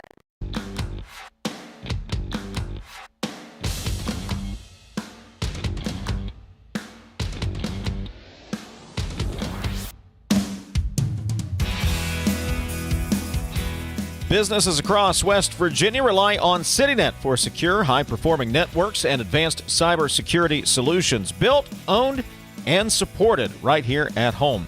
Visit citynet.net. Remember, CityNet connects, protects, and perfects. 304 Talk 304. A couple of texts here before the bottom of the hour news. An update from this rhino. Voted this morning and already changed my registration back to unaffiliated/independent. Eat it, Pat, says the texter. Jeez. This texter says, I think Team Takubo will hit 4 of 5 of these. Haney win, Chapman win, Thorne lose, Taylor lose, Sharnock win, Rowland win, Maynard win, Queen win. Most, if not all, Morrissey appointees and House are in trouble too. Kimball loses, Jordan Bridges lose. Takubo hits 4 of 5 core races as mentioned above. The orb has revealed this to me, says the texter. The orb. The orb. All right, apparently we need to get an orb. 304 Talk 304. Hey, buddy. Did you know kids are out of school today for Election Day? Yeah, was a surprise to us too, or at least here in Mercer County. But a lot of folks had to take an unplanned day off for work today. They need to make it an Election Day holiday for everyone and be done with it. I'm fine with that. I can get on board with that. Sure, make it Election Day a holiday. I don't get holidays off anyway. Doesn't matter to me. Sure, let's do it. Coming up, Ryan Schmelz. We'll get his take on what's happening here, an outsider's perspective. Talkline on Metro News, the voice of West Virginia. It's 11:30. Let's check in with the Metro News Radio Network. Find out what's happening across the great state of West Virginia. Today's Metro News television forecast is brought to you by Salango Law. Get results, not excuses. Hey, got you your latest forecast on a Tuesday. Meteorologist Joe Hansley here. Below average temps again for both the high and the low in Charleston. Yesterday, high of 69, low at 46. Average high is 75 now. And just enough rain for a number. 1/100 of an inch yesterday. May have had to dodge one of those brief showers. Today, the entire state is going to be likely dry. Sunny to mostly sunny with fair weather. Plenty of sunshine out there today. Some sunglasses weather for your Tuesday. Some increasing clouds overnight. And then our next cold front comes in from the west. I'll time a potential couple of rounds generally of some showers and potential storms, 1 in the morning. And then later in the afternoon and evening, there is enough for a marginal risk of isolated severe storm potential. This is for Wednesday in the dark green. Some isolated damaging winds may be possible for some severe weather potential tomorrow. Fly Survey forecast, it starts at home. Chicago, 77. Isolated severe storms possible in that area today. The front first working through Illinois before it arrives for us. From Panhandle, highs near 70 to the north, sunshine. Fair weather, low chance of a shower tonight. And then likely tomorrow morning in the afternoon. In eastern areas, some of the high elevation spots have a frost advisory and freeze warning to start the day. And we got highs in the 60s and 70s with sunshine. Fair weather tonight, lows near 50. East to west, highs 70s for a lot of West Virginia today. Some mid and upper 70s, mid 50s for some of us tonight. And to the south, low to upper 70s, warm. Fair weather tonight. Tomorrow with that front, showers and storms are likely. Temperatures are down and then up as the 7-day goes along, near 63 on Thursday. 86 Saturday, 92 Sunday, 94 on Monday. That would be a daily record high, so we'll be watching for much hotter temperatures in the long term. For the weekend, there's enough for some slight chances of isolated shower and storm potential before the much warmer air arrives in the very long term. This is Ben Salango with Salango Law. Salango Law has earned a reputation for getting excellent results for our clients. With decades of experience handling thousands of cases, we know what it takes to deliver. Proudly voted best in the Valley for 3 consecutive years by readers of the Charleston Gazette-Mail, Salango Law is deeply committed to giving back by investing in our community. From supporting local programs to making our region a better place to live, Salango Law is proud to be your trusted legal and community partner. Check us out at salangolaw.com. When you hired me, you were 29. You seemed like you were 50 when you were 29. You were running that thing like a 50-year-old man. All right, we got to go get some tape. Come on, go down there. I think I've sort of always been 50, and I think I'm 50 now. Yeah, me too. That's me too. a great point. Join Tony Caridi, Brad Howe, and Hoppy Kercheval for 3 Guys Before the Game. Metro News Television. Available on mobile, Roku, Fire TV, smart TVs, and online at wvmetronewstv.com.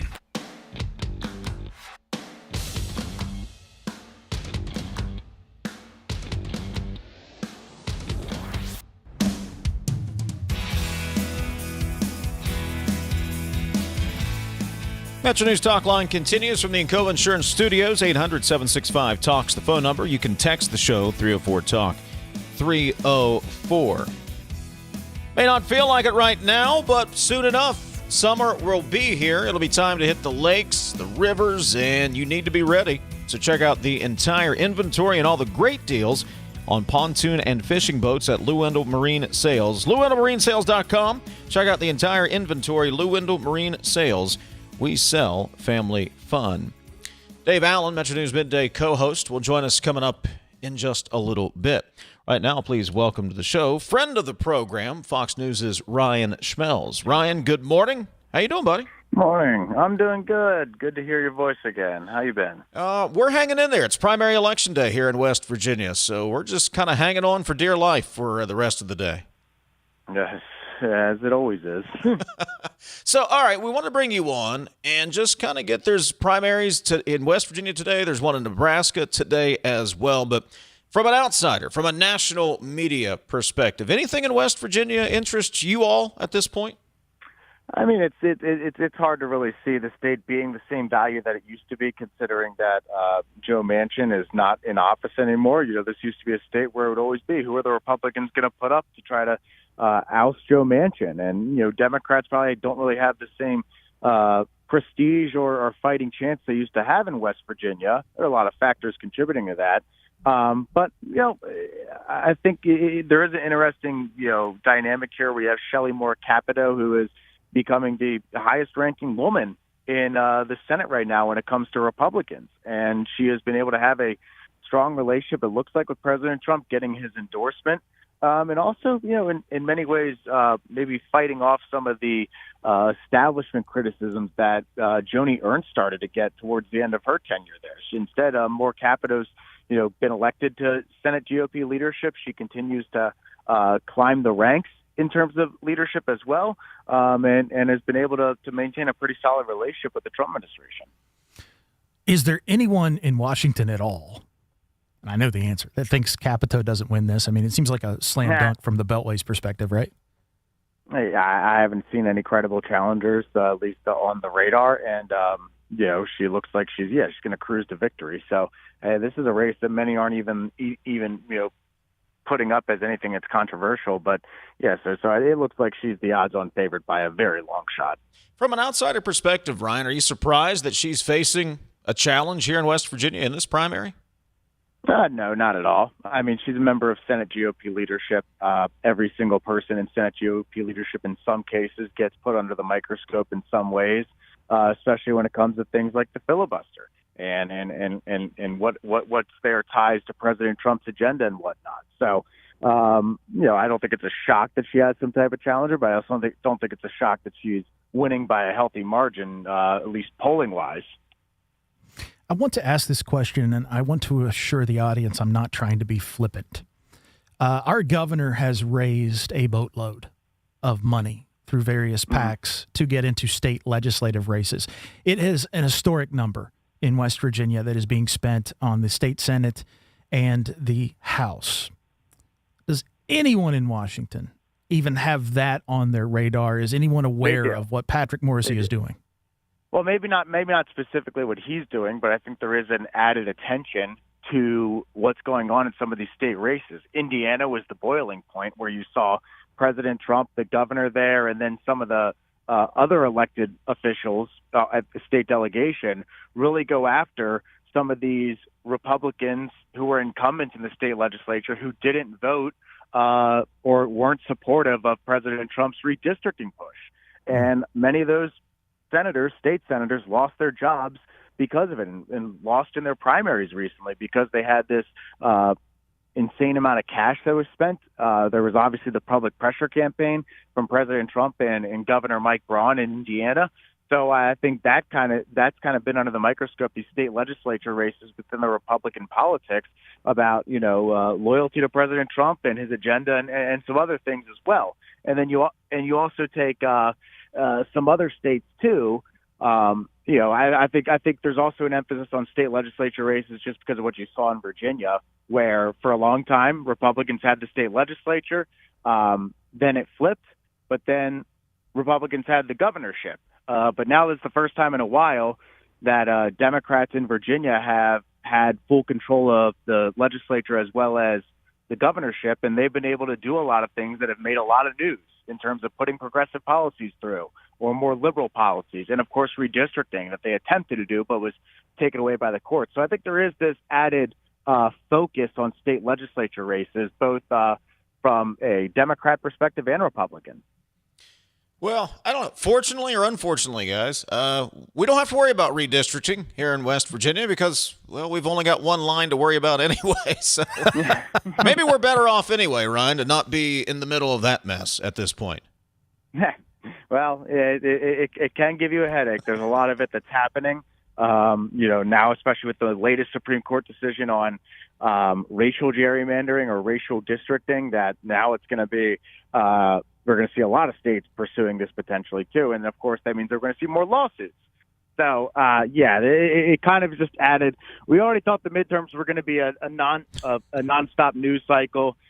President Trump himself is already a 24/7 news cycle. So let's just add redistricting in there to make it even more fun. Talking non-politics, we miss you. What have you been up to? Enjoying my new job here at Live Now from Fox, which you can follow on all your streaming platforms.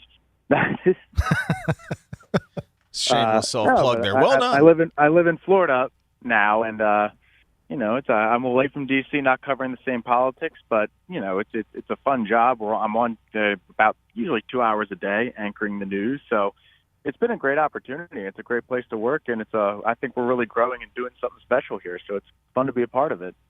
Fox News, Ryan Schmelz, friend of the program. Hey, we appreciate you coming on and adding a little outsider perspective to what's going on here today. Thank you. Of course. Happy to do it anytime. Thank you, guys. All right, appreciate it. Ryan Schmelz, Fox News. Coming up, someone much less famous and articulate and good-looking. Dave Allen, co-host of Metro News Midday, is going to join us. Don't shake your head. TJ's shaking his head. Love you, Dave. Dave Allen going to join us coming up on the other side of the break. We'll get to your text as well. 304-TALK, 304 is the text line, 800-765-8255. That is the phone number. We'll get to some of your thoughts. Dave Allen going to join us when we return. This is Talkline from the Encova Insurance Studios. Skin cancer is the most common cancer in the United States, and melanoma is the most treatable when found early. At the WVU Cancer Institute, our experts use advanced screening, leading-edge technology, and personalized care to detect and treat skin cancer early. From routine skin checks to comprehensive cancer care and survivorship, we're here for you every step of the way. Don't wait to get checked. Call 855-WVU-CARE. Tens of thousands of hardworking West Virginians earn their living in our state's growing natural gas industry, including thousands for Antero Resources, West Virginia's top natural gas producer. Antero's investments are boosting our local workforce and small businesses. We're proud to give back and invest locally to support West Virginia workers producing West Virginia energy. But the Mountain State's best days are ahead, and Antero Resources is just getting started. Visit AnteroResources.com to learn more. Right now, America is hungry for energy, more power, more reliability, and more security. So here's a question worth asking.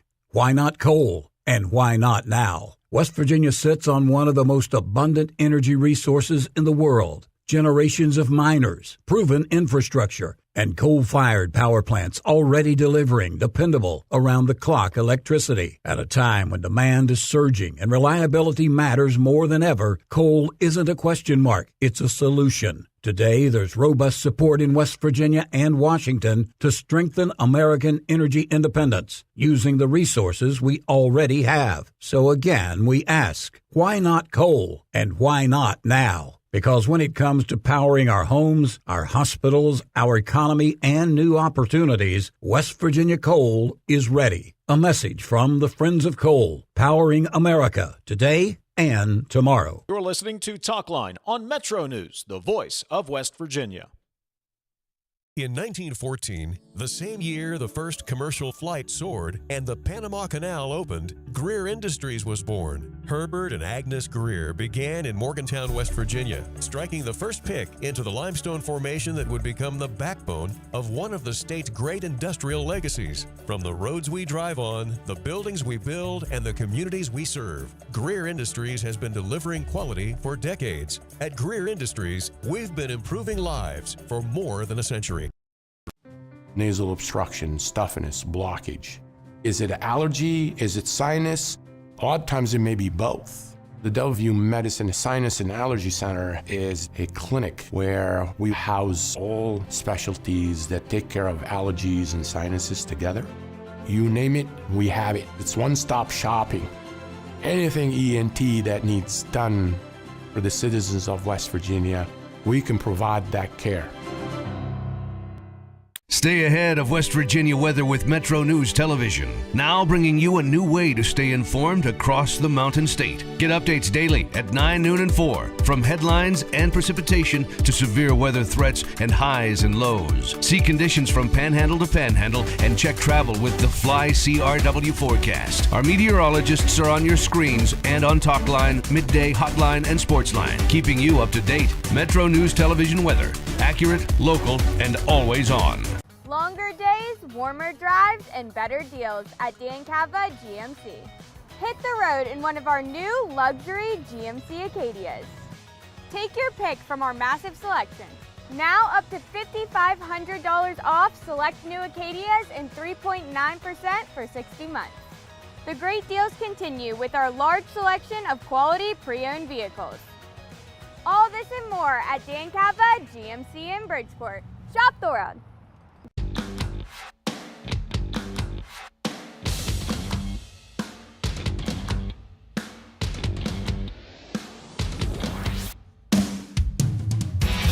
MetroNews Talkline is presented by Encova Insurance, encircling you with coverage to protect what you care about most. Visit Encova.com to learn more.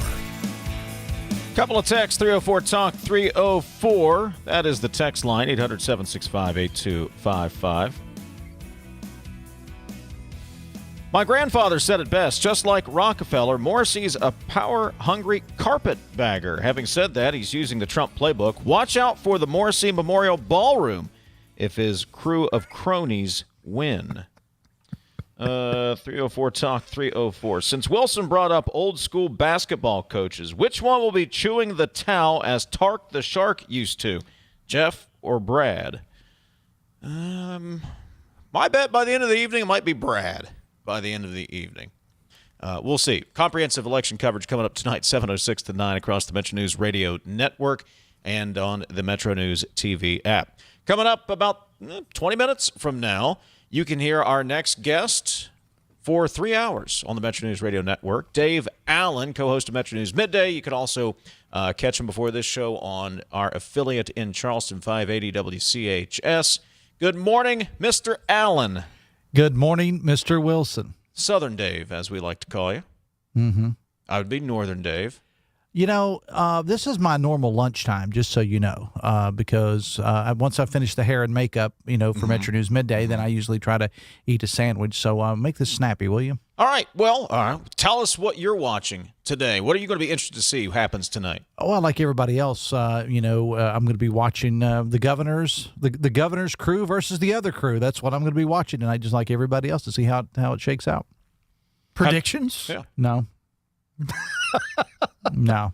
I don't think that I'm not in the prediction business. I don't think so. Right, I don't think so. Well, what trends will you be watching? Give me, what kind of a trend are you looking for to see how the night's going? Well, I think it's the tail of this election is going to be, and I was actually talking about 45 minutes or so ago to a longtime political figure in West Virginia who just happened to call me up to talk about, who's no longer involved in politics in West Virginia, but just wanted to call and kind of get my take on it, give me his or her take on the whole thing. We talked for a little bit about it. I think it's just this battle for the Republican Party in West Virginia. This particular person told me, they said the Republican Party is in trouble right now. Now, that they weren't saying that the Republican Party is about to sink or anything like that. What this person was saying is that The Republican Party has to decide what it wants to be. Does it want to be right or far right or further right, I guess as the case may be. And that's what the battle, I think, is shaping up tonight. The Tacubo Republicans, the pro-business, pro-jobs, pro-economy, versus the other side who want to focus on the low-hanging fruit, so to speak. Let's get beyond the money, Dave, and talk about the candidates. I was reminded, again, from conversations with politicos throughout the state, that in 2006, I believe it was, one Don Blankenship, one of the most controversial figures in West Virginia, spent millions of dollars on House seats. Mm-hmm. He was trying to win over 34 House seats. You know how many he won? I don't recall. 2. I knew it was low. And the lesson was, you can have the money, and the money's needed, but you have to have the right candidates with it. So will that be on display tonight? We know the money is there, but did they get the right candidates? And there comes, and I'm going to say this as gently as I can, guys. There comes, if you can throw the money out there, but the person throwing the money out there has to be generally seen in a good light. And I know that sounds like I am being very negative toward Governor Morrissey. I'm not. But Governor Morrissey will, by his own admission, will tell you, I'm not here to make friends. I'm here to do what he says is best for West Virginia. Mm-hmm. So, he can orchestrate these candidates, the outside PACs, they can orchestrate them. But if the people don't buy into it and they don't like the people that are involved, then it's all for naught. Now, I also was talking to somebody a little bit earlier that told me that they tend to be more on the Morrissey side of things and these Morrissey candidates, and said, look, this was his words, it's going to be a bloodbath tonight. He called it a comedy, what's going to happen tonight with all of these Tacubo types being defeated. I don't see it that way, but I've been wrong before. Dave, we're talking to Dave Allen. He is co-host of Metro News Midday, coming up 12:06 on the Metro News Radio Network.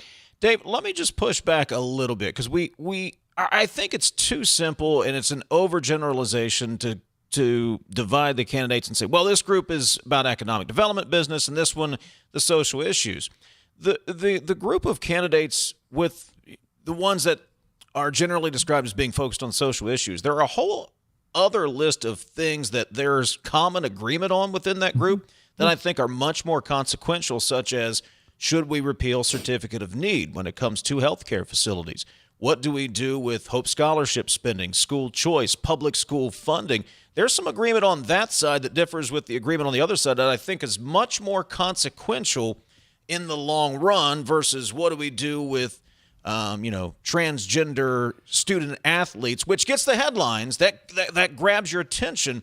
But what are you going to do when a bill comes up to repeal certificate of need, which could have huge ramifications across West Virginia? And we don't talk about that very much at all. But, we don't talk about that as much, especially during this election cycle, because that's not what these groups and what those candidates chose to talk about. Sure. They chose, there's a reason why, it's all about drag queens, it's all about, the trans stuff and whatever, because nobody wants to answer the hard questions. Nobody wants to come out. Nobody's going to run on that. So they're putting it out there because that's what people react to. It's motivation. But is there a fault of the electorate here? I'll pose this to you both. You talk about certificate of need, Dave Wilson. I agree with you. It's a huge issue. But if you line 100 West Virginians up, how many of them know what con is? And is that why they don't talk about it? No one knows what it is, and therefore it doesn't matter? Well, and we have a tendency to think that, and Wilson, I think you actually said this before, we have a tendency to think that everybody thinks like those of us that are obsessed with politics are, either those that are in office or those that are strategists or those of us, in the media and so on and so forth. The average person gets up and they go to lunch or they go to work, they go to lunch, they take care of their kids, they do all the things. They don't necessarily sit around and worry about things like this. What gets their attention, though, right or wrong, when they get that flyer in the mail, when they turn on their TV, they turn on the radio, whatever, on their social media, when they see the letters DEI and they see the words woke and so, okay, now suddenly you've got their attention, which I think is kind of short-sighted, to be honest with you. Well, I go back to what Chris Dyer, he knows much more about any of this than I do, or probably the three of us combined. He wrote this in 22. It's that type of motivation that gets an otherwise apathetic voter to the polls. Mm-hmm. That apathetic voter who's got, soccer practice, got to get the kids here, whatever, I'm not worried about con. That may be the case, but it's that motivation. So candidates have moved away from persuasion to motivation. And you know what? We'll just blame the one group everybody dislikes, consultants. They're the ones that recommend this stuff. They're the ones that have the data that say, hey, this works. This is what you need to do. And this is the direction they go. And, political action committees, too, because They're not supposed to be coordinating with candidates, but, here we are.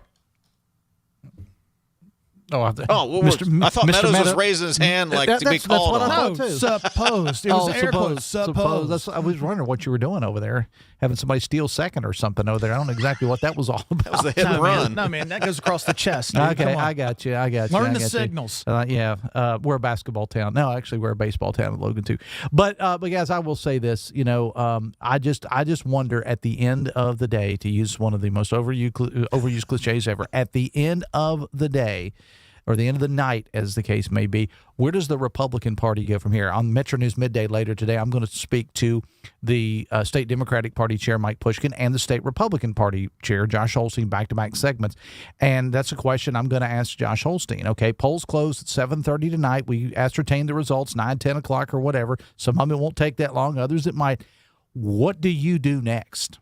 Well, he's going to tell you that it's all going to be great. I love Holstein. That's what he's going to tell you. It's not true. It's absolutely not true. And he says we're all going to come together in the fall. I think that's going to be a little easier said than done. He's a great guy, but I think it's going to be easier said than done. Dave Allen, Metro News Midday co-host. You can also hear him on 580 WCHS the hour prior to this program. Dave, it is always a pleasure, despite what I usually say. And happy birthday, Amanda Barron. My co-host is celebrating a birthday today. Did you bake her a cake? No. Did you buy her a cake? Is there any cake at all? No, there's no cake. There's no cake. On the vending machine that doesn't work upstairs, I'm still trying to get out that one Twinkie out of the from 1972. Yeah. Well, you can send in the package though, and you can get a Star Wars action figure. So there's that. Dave Allen, Metro News Midday. Thank you, Dave. Appreciate it, buddy. Yep. Back to wrap things up. This is Talkline from the Encova Insurance Studios. For over 30 years, High Technology Foundation has been committed to building a stronger West Virginia. Our mission, economic diversification. By fostering innovation and supporting tech initiatives, we pave the way for a brighter future. From cutting-edge research to tech-driven solutions, we're transforming the landscape. Join us in creating opportunities and driving progress. Let's build a diverse economy together. Visit WVHTF.org. High Technology Foundation, shaping West Virginia's future. Located in the heart of West Virginia, Bridgeport is the place to play. Endless indoor and outdoor recreation opportunities, including the Bridgeport Complex, coupled with a dynamic food scene, make Bridgeport the perfect getaway destination for couples and families. Explore unique shopping and pick from a wealth of lodging options to find something perfect for your needs. Explore the heart of West Virginia in Bridgeport. Learn more about all there is to do at greater-bridgeport.com. Every day across West Virginia, healing happens here, where skilled hands and caring hearts save lives. West Virginia hospitals are more than places of care. They are lifelines for our communities. Employing nearly 54,000 people, hospitals power local economies and help communities not just survive, but thrive. During National Hospital Week, we recognize those who care for us all, because healing happens here, and its impact reaches everywhere. A message from the West Virginia Hospital Association. You're listening to Talkline on Metro News, the voice of West Virginia.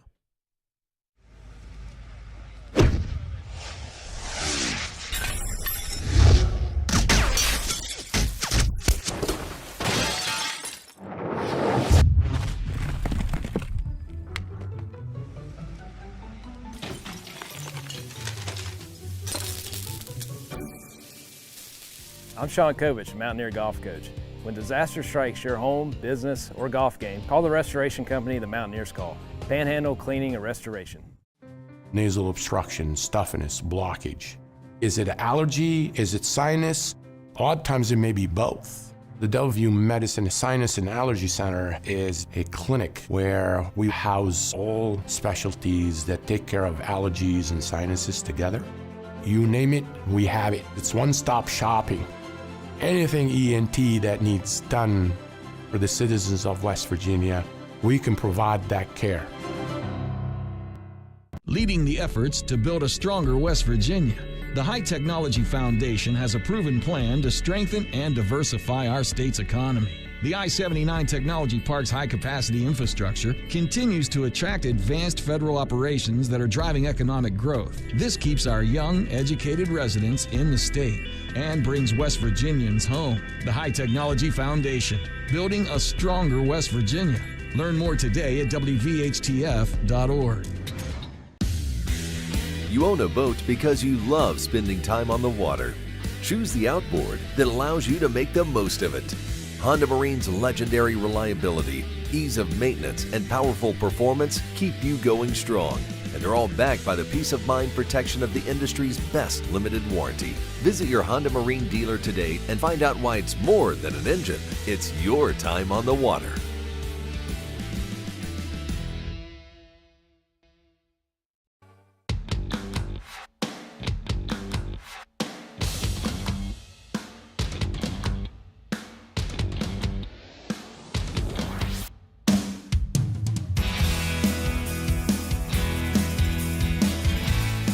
Need a little more money? Grab this $5 scratch-off that lives up to its name. You could win up to $10,000, and with a 3 times multiplier, your prize could triple in a flash. It's fast, fun, and full of possibilities. Money. Get yours at a West Virginia lottery retailer today. 18 plus to play. Please play responsibly. 304-TALK 304. Guys, you made it to Election Day. May you enjoy the coming weeks and months free of interviewing crackpot candidates, says the texter. Happy birthday. Let me see. Where does this start? It's a link to something for the birthday girl. Well, she can check the text line herself. Metro News Midday is coming up momentarily. Follow the news of the day at WVMetroNews.com. We'll be back tonight at 7:06 for our comprehensive election coverage. 7:06 to midnight across the Metro News Radio Network and on the Metro News TV app. For the entire crew, I'm Dave. We'll talk to you tomorrow morning, 10:06. This is Talkline on Metro News, the voice of West Virginia.